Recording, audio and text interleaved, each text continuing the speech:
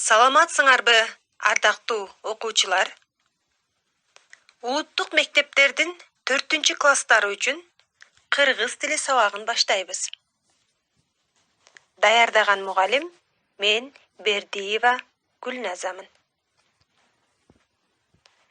Бүгүнкү сабагыбыздын кептик темасы май айы деп аталат. Грамматикасынан силер эң, абдан, аябай деген сөздөрдү үйрөнөсүңөр. Бүгүнкү сабактын максаты: көк чөп, жасанып жатат, сайрайт, булбул, тааныйт деген сөздөрдүн маанисин түшүнөсүңөр, кайталап айтып, кебиңерде колдонуп үйрөнөсүңөр.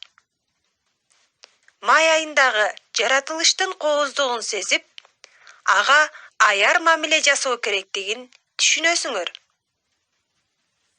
Таанып билүүлөрүңөр, ой жүгүртүү, эске тутуу, элестөөңөрдү өнүктүрөсүңөр. Алгач, бул сүрөттөгү жазууларга көңүл бургула балдар. Бул жерде бизге бир нече сөздөр берилген. Алардын түшүп калган тамгаларын толуктап, сөздөрдү курап алалы. Ал үчүн айланадагы сүрөттөр бизге жардамга келет. Биринчи сөздү карайбыз. Бул жерде силер байкагандай эле тамгалары түшүп калган. Көк чөп деген сөз куралды. Көк чөп, өсүп турган чөп. Же болбосо жашыл чөп деген сөзгө маанилеш болот. Экинчи сөздү силер оңой эле таап аласыңар балдар. Бул жасанып жатат деген сөз болчу. Жасанып жатат, сулууланып жатат. Айлана түркүн түстүү гүлгө толуп, сулууланып жатат. Кийинки сөзүбүз сайрайт деген кыймыл аракетти билдирген сөз болду. Кубулжутуп үн салуу, уккулуктуу үн салуу. Бул жерде сөз куштарга карата айтылды. Кийинки сөзүбүз булбул. Уккулуктуу, кубулжута сайраган канаттуу куштардын бир түрү.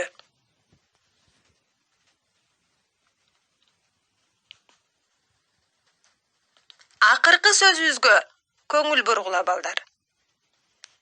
Бул созулма а тамгалары түшүп калган тааныйт деген сөз болчу. Баштапкы формасы тааны. Ким же эмне экендигин, тийиштүү белгилери, элеси, өңү түсү, дабышы жана башка жактары аркылуу ажыратып, байкап билүү. Ардактуу балдар, мына ушинтип бүгүнкү сабагыбызда төмөнкүдөй сөздөрдү үйрөнүп алдык. Анда баарыбыз бул сөздөрдү үн чыгарып кайталайбыз. Даярсыңарбы? Көк чөп. Жасанып жатат. Сайрайт. Булбул. Тааныйт. Азаматсыңар балдар.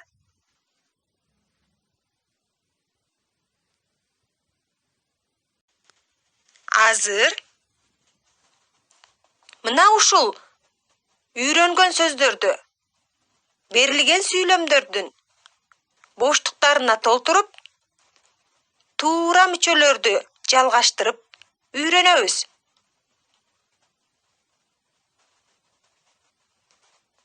Биринчи сүйлөм. Бактын ичи көк чөптү.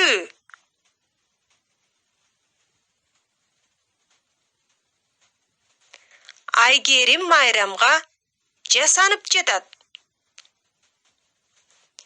Эрте менен туруп терезени ачсам, куштар сайроодо. Булбулдун сайраганын уктуң беле? Менин курбуларымды тааныйсыңбы?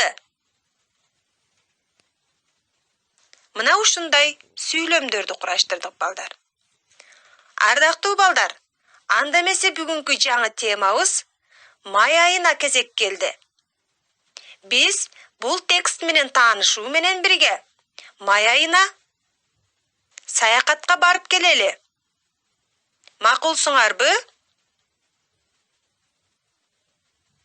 Анда баштадык.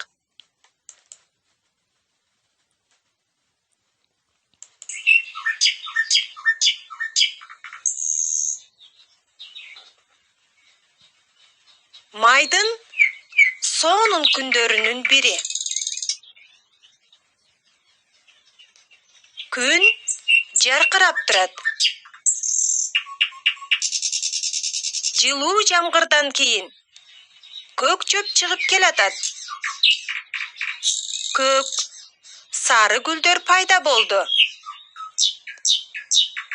Жер бети күн өткөн сайын жасанып жатат. Мына, сирен да гүлдөгөнү калды. Эртеден кечке чейин куштар сайрайт. Булбулдун үнүн оңой эле тааныйсың. Ал кечинде, түндө сайрайт. Жаздын ушул учуру кандай сонун.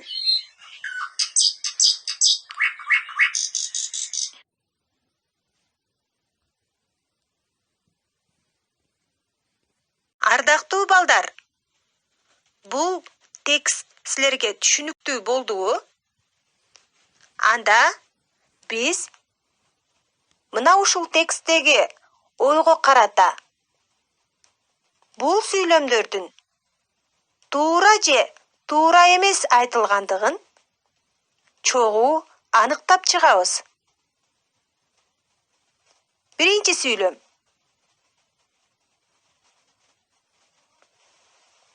Жаандан кийин чөп чыкпайт. Албетте балдар, биз тексттин мазмунуна карай жаандан кийин чөптүн жакшы чыгарын билебиз. Ошондуктан бул сүйлөм туура эмес болду. Көк, кызыл, сары гүлдөр пайда болот. Ооба, май айында айлана түркүн түстүү жыпар жыттуу гүлдөргө толот. Жердин бети жасанат. Албетте, май айы эң кооз мезгилдердин бири. Май айында сирен гүлдөбөйт. Кандай ойлойсуңар балдар? Биз текстеги ойго карата сирен май айында гүлдөрүн жакшы билебиз. Демек бул сүйлөм туура эмес болуп калды. Кечке куштар сайрайт.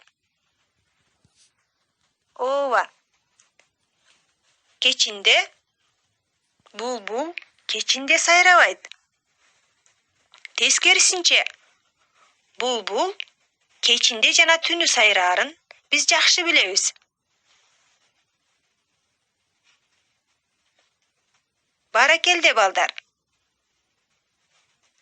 Анда эмесе, бул текст түшүнүктүү болгон болсо, биз грамматикалык тапшырмага келели. Суроого жооп берген, сөздөргө жардамчы кызмат аткарган, эки жардамчы же болбосо кызматчы сөздөр менен таанышасыңар. Алар абдан жана эң деген сөздөр. Бул сөздөрдүн негизги кызматы кандай деген суроого жооп берген. Сын атооч сөздөргө жалганып, аларга күчөтмө даражаны пайда кылат. Карайбыз. Сонун күн, абдан сонун күн, эң сонун күн. Жыттуу гүл, аябай жыттуу гүл, эң жыттуу гүл. Сулуу кыз, аябай сулуу кыз, эң сулуу кыз. Терең көл, аябай терең көл, эң терең көл. Силер байкап тургандай балдар, бул сөздөргө күчөткүч маани берип, мурдагынан да терең, мурдагынан да сулуу, баарынан жыттуу жана баарынан сонун деген маанини пайда кылды. Силер да бул сөздөрдү билип алгыла жана сөзүңөрдө колдонуп жүргүлө.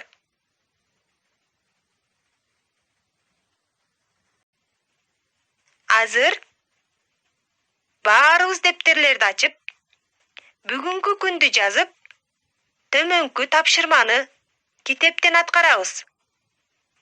Биз азыр эле үйрөнгөн эң, абдан, аябай деген сөздөрдү бул сүйлөмдөрдөгү боштуктарга маанисине карап, туура келгенин коюп, көчүрүп жазгыла. Андан соң бул тапшырманы WhatsApp аркылуу мага сүрөткө тартып жөнөтүп коесуңар.